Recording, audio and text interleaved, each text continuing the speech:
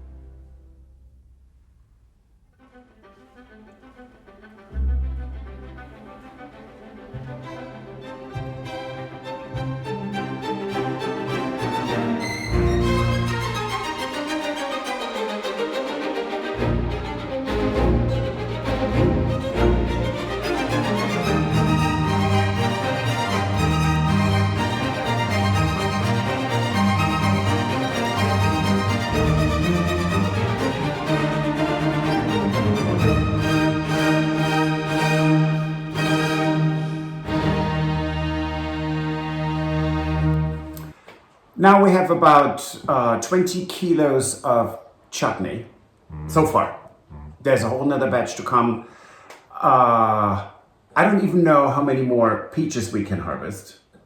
Probably not a lot. It's mostly going to be the figs. And so the next batch is going to be fig plum, wild plum chutney. That I'm looking forward to. Right, yes. Are there any other chutneys we're making? I don't know. Is there anything else we're going to do with the figs? Maybe some jams. I don't know. We'll figure it out. Now, on a slightly different note, this was not a week all about lovely fruit and sugar. Ginger, our oldest, she's 11 and a half. She had to have a biopsy. It might be cancer. And a boy, Colin, who is a grand champion in the United States, and he's a wonderful boy. He has trouble breathing, so I got him into the vet. So he has an enlarged heart, which might be an athlete's heart because he was the most insane runner that we ever bred. Right. However, so we don't know. Next week I'm going to a cardiologist at La Châtre, and yes, that's right around the corner from Stephanie and the Chateau de la Londe, for a specialist appointment, and we'll keep you posted. Right. So this past weekend, we also went to a brocante. Yet another one. Yes, it was in a town called Dun-sur-Auron. Yes. Right? And they have actually quite a large, beautiful old castle in town there. Yes, what's left of it. Right, parts of it. I think I looked up and there was they have like old city walls that are there, but they have like a chapel or a church that's actually even older than that. So there's quite a bit of history from, I think, the 15th, 16th century in that town. And we got our baguette on Sunday at the wonderful boulangerie there. Right. And it was lovely to walk the town because the brocante itself, so there were over 300 people offering things, and this is what we bought. That candlestick is the only thing we bought among 300 stands. So, and then we just said, it was fast, so we thought, let's just go into town. Right, and we wandered around, and we were quite surprised to find that that town actually had several stores. Yes. That were antique stores, brocantes, that were actually open. They're lovely. And we did find something else there. Yep.